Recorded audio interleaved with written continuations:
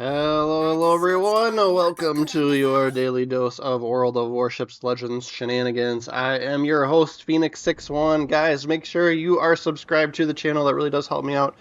I'm a pretty small channel, so it makes a difference for me. But YouTube BS aside, right, we are in the Montana today, taking her out for a stroll. We have spawned on the outer flanks, and we will push up a little bit, and then we'll kind of see what gets spotted here. No destroyers here, right? So sometimes I kind of take the mentality or attitude, like as a battleship with a big health pool, right? Sometimes you've got to do some of that initial spotting, just because you can take the hits, right? Like, don't leave it up to the cruisers all the time, because cruisers a lot of times are going to want to stay somewhat hidden, right? But at the same time, don't put yourself in a situation where you've pushed up so much that everyone on the enemy team can shoot you, and then you're the first one out of the game, right? So, but yeah, we see this defense here already using his smoke, and that's kind of what I was getting at. Like, I don't even think he has anything he can shoot at yet, and he's just, stopped and smoked, right? So, but we'll exercise a little bit of patience here and not push up. Right, we'll wait for the enemy on this flank to move up a little bit themselves. You kind of get yourself into that situation where you're up further than everybody else, including the enemy. Right, you're going to get picked on. You're going to be focus fired and be the first one out. Right, even as a Montana with tons and tons of health. Right, we're going to be careful. So we do get spotted here. I call it out, and then we go undetected, and we see an Alaska across the way. And of course, the moment we have the opportunity to shoot at him, he disappears there. He may have been close enough to that island that we wouldn't have been able to get bullets over the top of it anyway. But anyway, we'll be patient here, right? We just went unspotted, so it was probably him that picked us up. So we'll see if anybody else around that corner, right, around that island, shows up and spots us again. But yeah, a little bit of patience here is kind of what's required. Because if you want those spots, right, if you want to see ships, you'd have to move up too much, and then, yeah, you'd be in trouble, right? So, Schlieffen is moving up. We can maybe get a decent shot on him with the rear turrets here, right? I don't want to give up too much angle. And the Alaska across the way, right, could probably do a decent chunk of damage to us if we're too broadside to him. There he is. Get a good chunk there on superstructure. And then another Montana. We'll continue to move. We take a pretty bad hit there. This is going to be one of those games where we're gonna have to adapt to the situation, right? We've got several enemy ships coming around this flank here. And we'll just try and be careful and not try not to take on too much at once, right? Vermont, a big giant health pool in that Vermont. Schlieffen is always kind of hard to do big chunks of damage to, right? Especially once you've saturated superstructure, that kind of thing, right? So we're going to exercise a little bit of patience. We're going to hyper focus on how we are angled against the enemy. And then we're going to get guns on target here.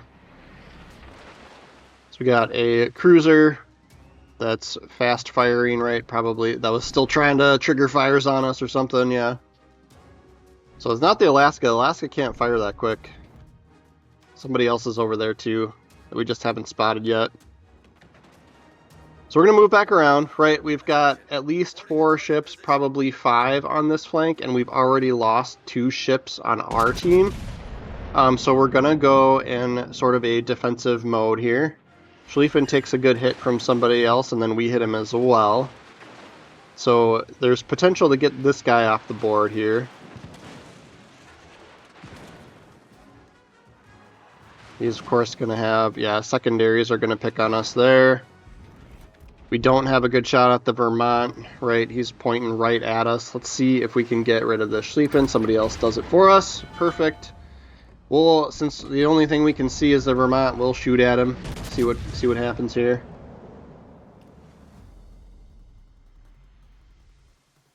And I'm going to slow down just a little bit here. We want to keep things in range for us to be able to shoot, right? And we get a good chunk on him there. That finally triggers our epic mod.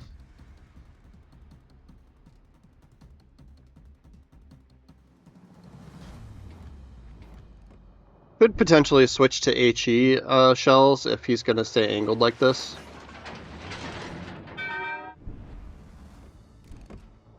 So we'll take the shot and then we'll switch to high explosive.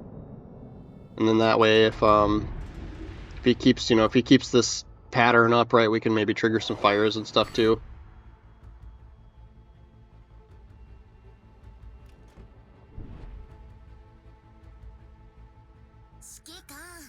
Don't necessarily like being right on the edge of the map. We'll see if we can get away from it here. We, of course, I would prioritize not giving up too much angle to a Vermont, right? Like if you're too broadside, right, that's gonna do you more harm than good. But if we can get away from it enough without giving up too much broadside angle, right, that way we can get our speed back up if we need to.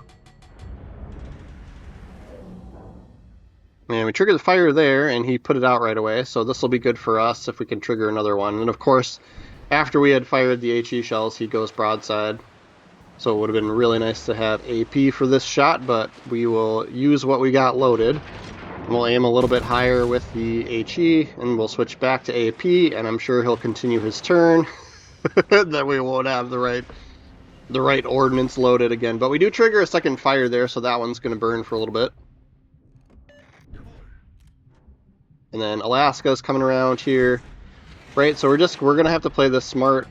We're going to, we're a little outnumbered on this flank, so to speak, right? So we're going to have to basically, this is going to be another situation of just, yeah, it's a Brisbane that's been trying to fire spam.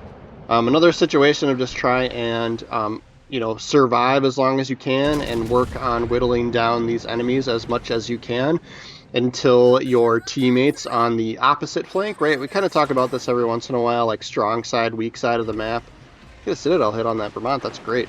So it puts us over 100,000 damage already. We're about halfway through, right? And there's plenty of health out there to be worked through. So, but yeah, we kind of talk about this quite a bit on my channel, right? Strong side versus weak side, right? So you usually, it's pretty common it happens where, one side of the map on your team does better than the other, and vice versa for the red team, right? So when you're on that weak side, you kind of have to go and take this sort of defensive position, right?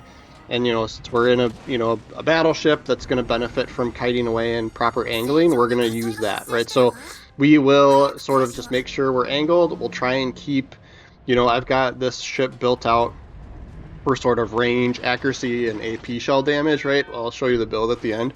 But, yeah, we're going to use sort of the strengths of the ship.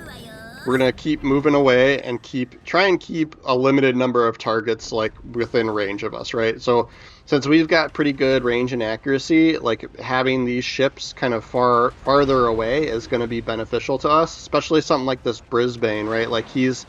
He's got all these, these floaty bullets that he's been shooting at us here, and he's getting lots and lots of misses, right? So keeping them at the right distance is helping us out here. Alaska's kind of a similar ship, right? He's probably got pretty accurate bullets and pretty decent range, so he likes to stay far away.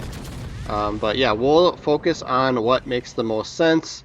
This Vermont is kind of low on health and is in our zone and, in the B cap there, so if we can continue to whittle him down and get those defend banners, right, that's going to help us out in the points area, especially if this game comes down to that, right? So yeah, so if he shows up, if he's going to show up, especially if he's going to be broadside when we've got AP loaded, right, we'll continue to take these shots at him and try and keep that zone out of enemy hands as long as we can. He is turning away now, so I aimed a little bit higher with that second salvo. And we'll get more defend banners there as well. He's probably going to be outside of our range and our spotting, outside of our firing range now, but that's fine. We want to kind of continue to take our conservative approach. We've been getting picked on quite a bit. We want to just try and stay alive, right? So we'll continue to kite away, continue to angle to all these ships. We'll use our last heal here. I've been trying to at least wait till there's 2 fires on us to use damage con, right? So just kind of consume your resources and conserve them as you can. We'll damage con that double fire. And again, just staying angled, right? So if you look at the mini-map, right, we can see that my team has finally finished off the enemies over at the sea cap side, right? So now it's just a waiting game for them to kind of sail over into this direction, right? And so if this Montana and Alaska, right, if these ships continue to kind of hyper focus on us, they may not even notice that that's what's happened, right? So you look at the scoreboard, you look at the ship count, right, like it still looks like a pretty even game at this point. And they're, of course, hyper focused on me since I'm kind of low on health, along with this, what is this, is a Kurfürst? Whatever this battleship is that's on our team that's by us, it's coming up closer to us, right? So I was kind of thinking, like, maybe if he's got will to rebuild, he can get within range of me, and we can kind of piggyback off of each other as we kind of get lower and lower on health here. Heisen's going to be an issue just because I'm poorly angled to him. He came around the corner and didn't realize he was out there.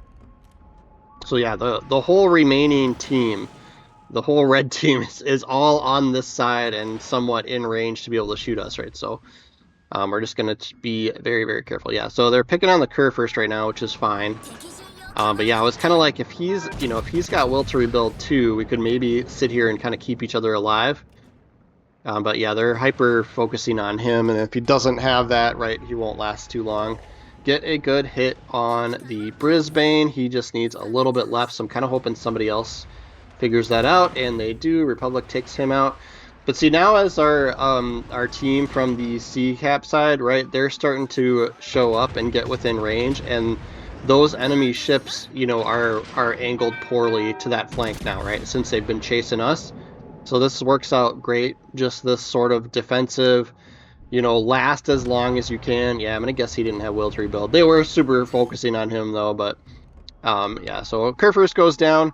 We're going to just keep the same mentality, right? Just keep doing what we're doing. It's working. It's given my teammates time to get over here and start helping us out. We'll try and, we'll trigger the damage con right away. Since we're so low on health, I'm going to use it, right?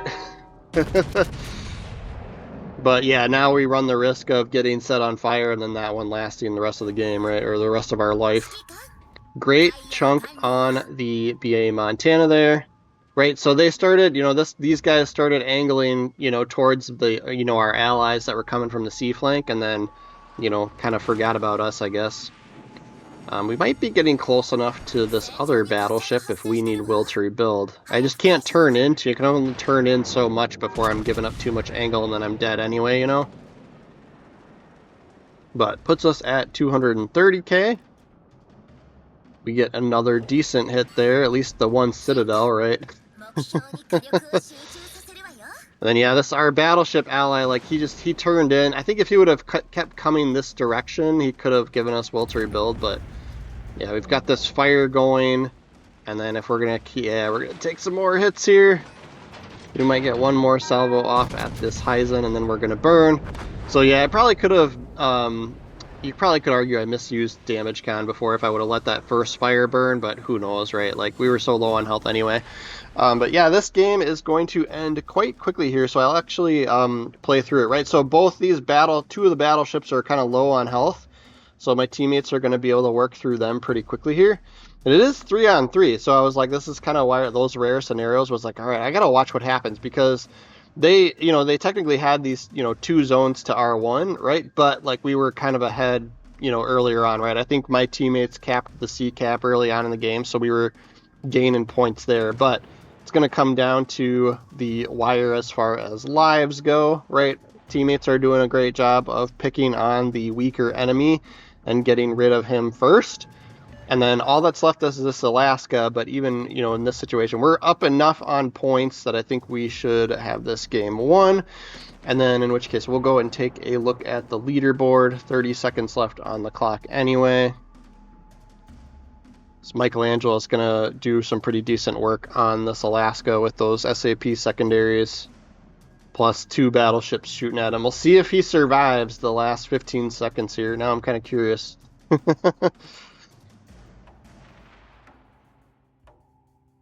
Yeah, if he's gonna turn broadside and give up too much angle, he's not gonna last. Oh, ooh, man, that was a pretty hefty hit for not being angled.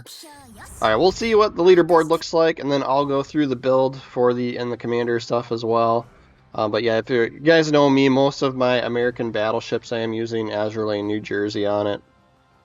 And we actually didn't even take first place, right? 3100 XP, that Republic did better than we did. Technically had 0 kills, right? 100 grand in silver. It's always nice to just come out in the positive when you play a legendary tier, so we'll be happy with that. And then yeah, we're using main battery traverse speed, and then prop mod for slot 2, concealment for slot 3, and then I've got the dispersion mod here with the epic booster as well. I like excuse me, I like to build into accuracy. And then yeah, Azure Lane Colorado and Andrew Cunningham trying to, range and accuracy is kind of where I'm going here. And then yeah, you get this base trait with the more damage at range.